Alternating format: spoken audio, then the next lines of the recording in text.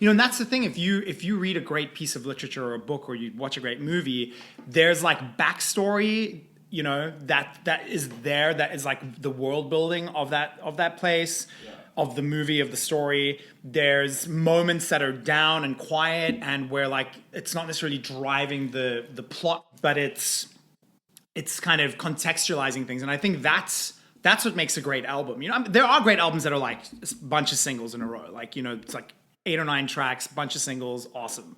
But it was clear to us that there was a bigger story here, and that it needed to be stretched out a little bit, and we needed to be given a bigger canvas to paint on, basically, to create this thing. I don't know. There's just something in New York. There's an energy of people want to make things happen.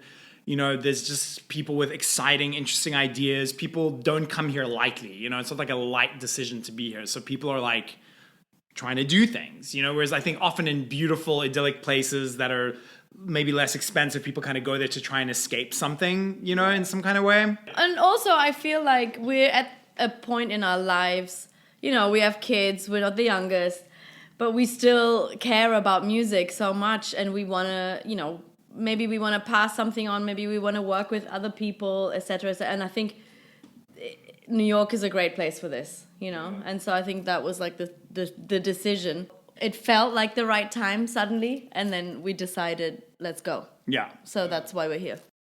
I think we've seen so much, and we've met so many people, and we've met so many bands. We've met so many bands that are no longer.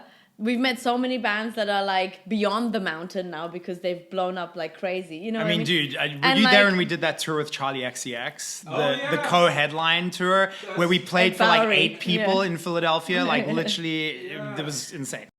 I think for me, like falling asleep, going back to falling asleep again, it's the most fun I'm having on stage right now. Is it? Yes. That song I think it just connected with all of us, and it was just like, okay, here we go. It's the most fun to play. Dare I say, I think the live version is better than the record, actually. Oh, really? No, he really brought so much value to this thing. And like you talk about the making of the album. The making of the visuals was almost as crazier. Epic and actually definitely more stressful and crazier than making the album, for sure. Because we had to literally, we developed this concept with him, and we've always loved his creative sense. I don't know if you know, but he has this band called Gazelle. And that. So he's a musician and just involved in the arts in general in a lot of different ways. But we've always loved his aesthetic sense and his visual sense, and we sent him some of the early not early, like almost finished demos, songs from the album. And he loved them and was like, I'd love to like develop this visual world with you. And so like over like a year or something, we were developing this concept. I think he's heard Falling Asleep and he was like, I want to work on that. Totally, yeah. So he heard Falling Asleep, and that's kind of what made him go like, oh, dude, we have to do something.